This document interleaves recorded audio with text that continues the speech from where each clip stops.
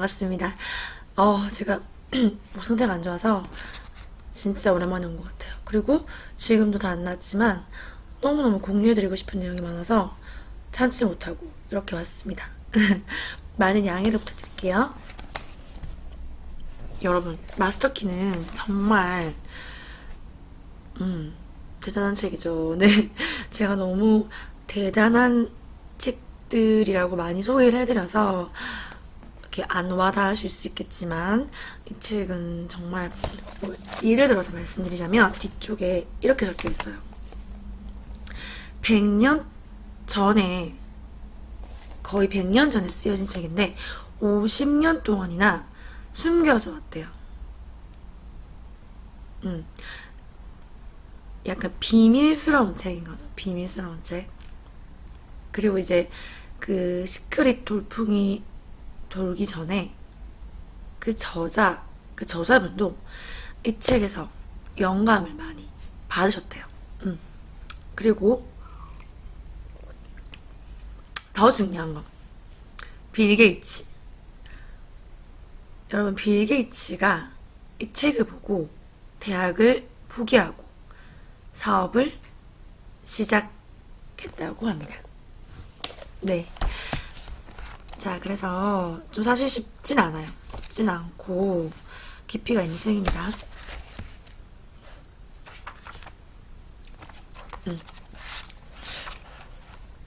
조금 약간 뭐라고 해야 될까요? 영성 쪽으로 많이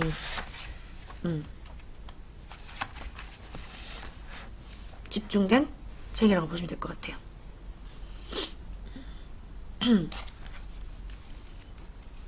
자, 그래서 제가 예전에도 마스터키는 영상을 올려드린 적이 있고요. 앞에 거 안 보신 분들은 보고 들으시면 더 좋을 것 같아요. 65쪽입니다. 많이 줄수록 많이 받는다. 우리는 우주가 활동할 하나의 통로가 되어야 한다. 우주는 사랑이에요, 사랑. 그죠? 그렇기 때문에 그 사랑을 만인에게, 만물에게 주기 위한 그런 통로를 찾고 있습니다.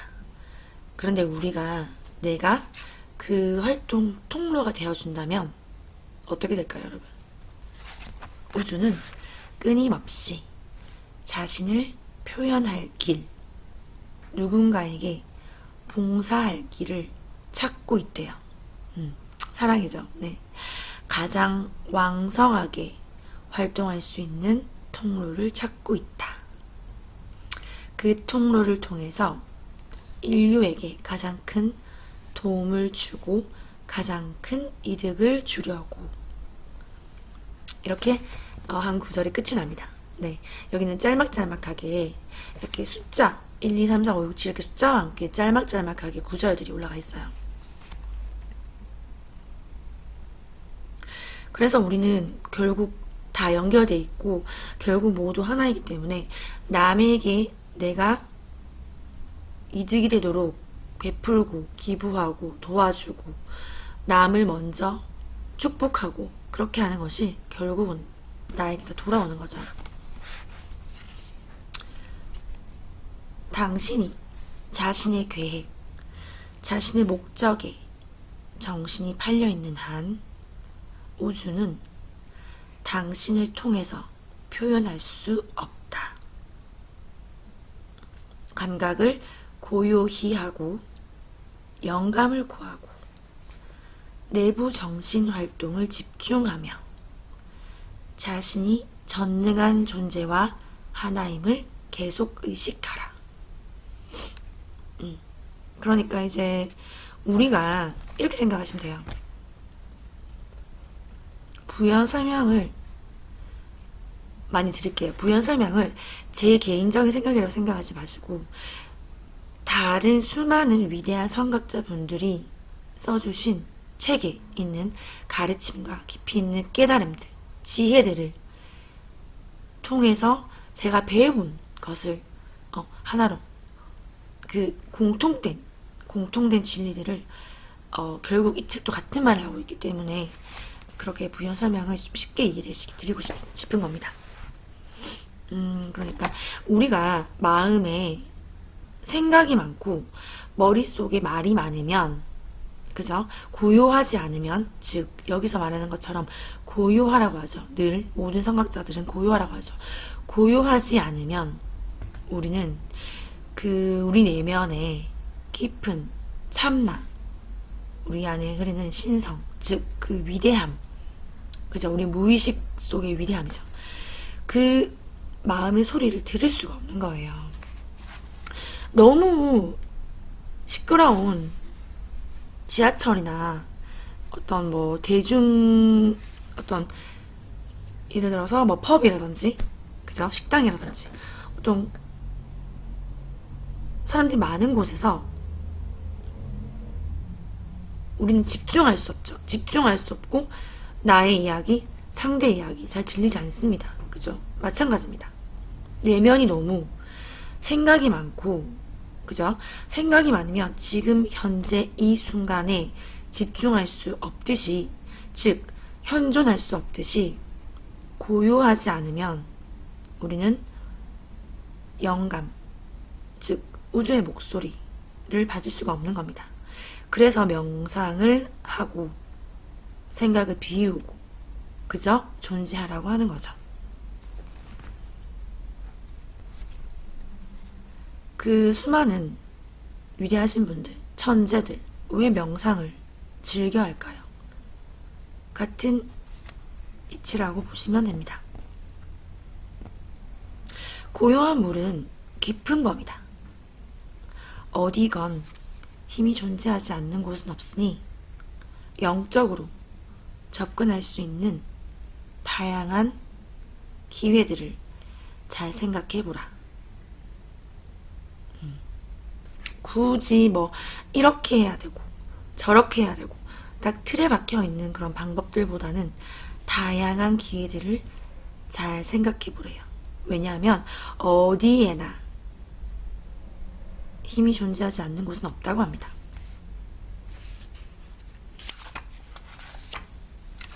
너무 좋죠. 네. 저 너무 좋은 것 같아요. 그러니까 이렇게 그런 구체적인 내용을 말해주는 자기계발서, 뭐 경제학 책들도 좋지만 본질적인 깨달음을 딱딱딱 집어주세요.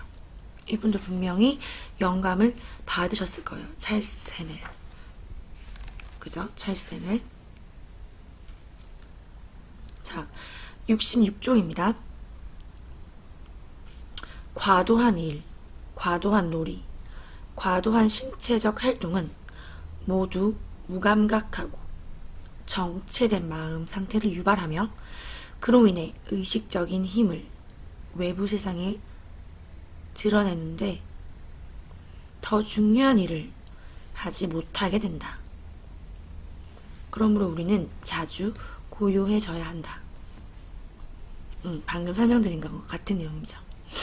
힘은 평온함에서 나온다. 고요함 속에 있을 때 우리는 평온해지고, 고요함 속에 있을 때 우리는 생각할 수 있다. 생각은 모든 성취의 비결이다. 여기서 말하는 생각은 우리가 고요하게 있을 때 정말 내가 원하는 것에 집중해서 잡다한 잡념, 정말 많은 에고의 목소리가 아니고 정말 딱 필요한 그 집중할 수 있는 생각 하나를 이야기하는 겁니다. 그 생각이 성취의 비결이라고 합니다. 내가 원하는 것을 이룰 수 있는 비결. 자, 그래서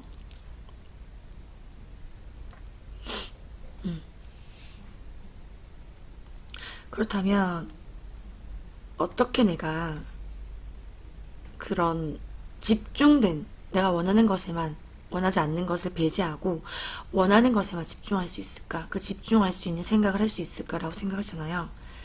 그렇게 관련된 내용을 보자면 생각은 빛이나 전기처럼 진동의 법칙에 따라서 이루어진다.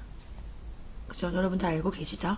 쭉 마음 공부해왔던 분이시라면 다들 알고 계실 겁니다. 다 모든 것은 다 진동하는 에너지죠. 감정은 사랑의 법칙을 통해서 생각에 생명력을 부여하고 성장의 법칙을 통해서 생각의 모양과 형상을 부여한다. 생각은 영적인 나, 곧 신성하고 영적이며 창조적인 본질이 빚어낸 산물이다. 그러니까 감정이 있으면 그 감정은 사랑의 법칙, 지금 앞에서 말씀드린 우주는 사랑이에요, 사랑. 그래서 우리가 어떻게든 더 그저 많이 받도록 계속 무한대로 주려고 해요. 그런데 그 어떤 연결 통로를 찾고 있는 거죠. 그 사랑의 법칙은 결국 생명력을 부여받는 겁니다. 생각이 현실되도록 그렇게 부여받는 거죠. 자, 그래서 이렇게 해보라고 해요.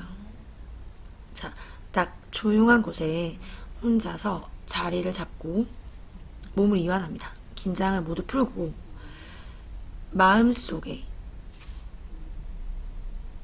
나쁜 생각 있죠. 예를 들면 미움, 화, 걱정, 시기, 질투, 슬픔, 골칫거리, 걱정, 실망 등등을 모두 놓아버리도록 하라. 당신이 이런 것을 놓아버리지 못하겠다고 말할지도 모른다. 하지만 할 수 있다. 여러분 할 수 있습니다. 마음속으로 내가 그렇게 하겠다고 결심하면 할 수 있습니다. 자발적인 결의와 끈기로서 그렇게 할 수 있다고 되어 있어요. 여러분이 지금 그런 부정적인 감정들에 관련된 모든 것, 다시 읽어드리자면 미움, 화, 걱정, 질투, 시기, 슬픔, 골칫거리, 실망 등등등등을 모두 지금 이 순간 다 그냥 모르겠다, 나는 몰라, 될 대로 되라 하고 내려놓으세요. 일부 사람들이 이렇게 하지 못하는 이유는 자신들을 이성이 아니라 감정에 끌려다니도록 방치하기 때문이다. 그러나 이성에 따라가는 사람은 승리할 것이다. 단번에 성공하지는 않겠지만 훈련을 하면 완벽하게 해낼 수 있다. 이는 다른 모든 일에서도 마찬가지다. 당신은 부정적이고 파괴적인 생각들을 모두 없애고 지우고 사라지게 하는 데는 분명히 성공할 것이다. 이런 생각들은 상상할 수 있는 온갖 조화롭지 못한 상황을 끝없이 싹트게 하는 씨앗이기 때문이다.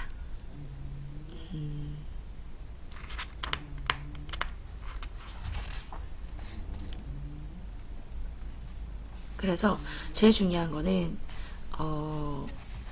일단은 내가 내 마음속에 평온함을 위해서는 고요해야 합니다. 그런 그 에크하르트 톨레님이나 레스트 레븐스님의 책들에서 많이 소개해드렸죠. 내가 내 생각을 바라보고 내 감정을 바라보고 고요할 수 있어야지 그 깊은 차원의 깨달음이, 지혜가 나에게 올 수 있는 통로가 열리는 거죠.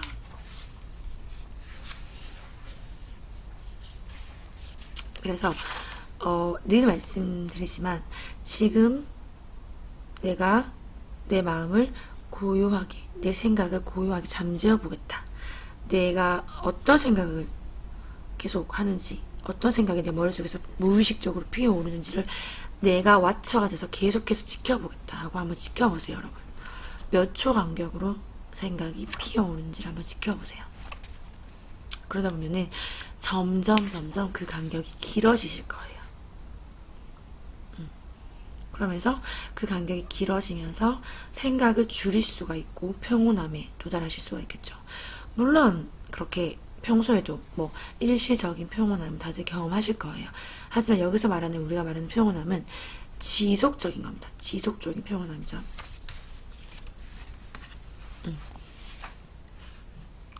자,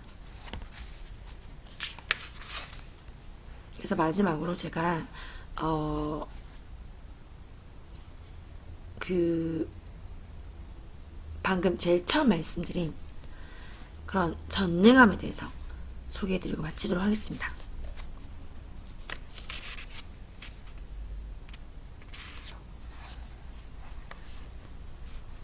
우주의 마음은 참으로 놀라운 것이어서 그 유용한 힘과 가능성 그리고 무한한 생산력을 이해하기란 쉽지가 않다.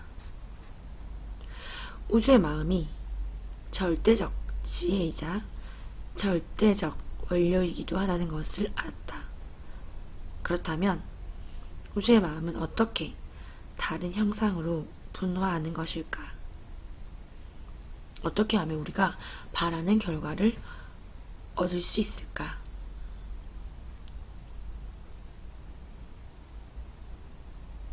그 답은 생각이 움직이는 마음이며 따라서 그 효과는 생각이 활용되는 메커니즘에 따라 완전히 달라지는 것이다. 이 모든 마음의 힘이 갖고 있는 비밀이다. 그 힘은 활용하는 메커니즘에 따라서 완전히 달라진다.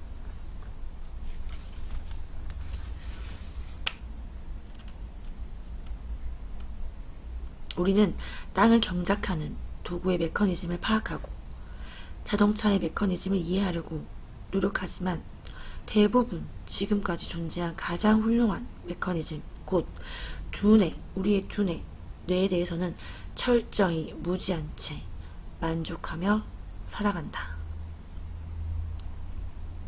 이 메커니즘의 경이로움에 대해서 연구해보자. 어쩌면 그것이 원인이 되어 일어나는 여러 가지 결과들을 더 잘 이해하게 될지 모른다.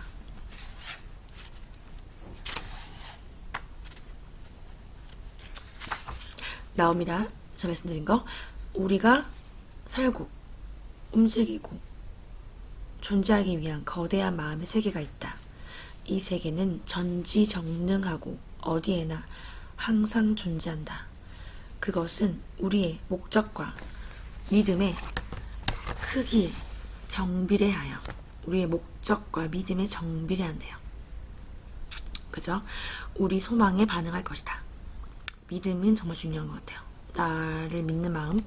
목적은 반드시 우리 본질의 법칙에 따라가야 한다. 다시 말해서 창조적이거나 건설적이어야 한다. 믿음은 목적을 현실화하기에 충분한 힘의 흐름을 발생시킬 정도로 강력해야 한다. 그 정도로 믿을 필요도 없을 정도로 알고 있다라고 얘기할 정도로 그 크기는 충분히 커야 한다는 겁니다. 외부 세계에 나타난 결과는 각 사람과, 즉 우리와 우주가 주고받은 작용과 반작용의 결과이다. 작용 반작용의 법칙이죠. 우리는 이 과정을 생각하기라고 한다. 뇌는 이러한 과정이 수행되는 기관이다. 이 모든 경이로움을 생각해보라. 음악과 꽃과 문학을 좋아하는가? 아니면 고대나 현대, 천재들의 서상에서 감동받는가? 기억하라. 당신이 반응하는 모든 아름다움은 뇌 안에서, 우리의 두뇌 안에서 그에 해당하는 개념이 없으면 감상할 수가 없다. 자연이라는 창고에 두뇌가 표현할 수 없는 가치나 원리는 없다. 그래서 여러분 이해 안 되시면 다시 돌려서 여러 번 들어보세요. 여러 번 듣다 보면 제가 읽어드린 뒷부분의 내용이 다 이해가 되실 거예요. 그런 정말 깊이 있는 깨달음과 지혜들을 또다시 나누기 위해 돌아오겠습니다. 많이 공유해주세요. 감사합니다. 행복하세요.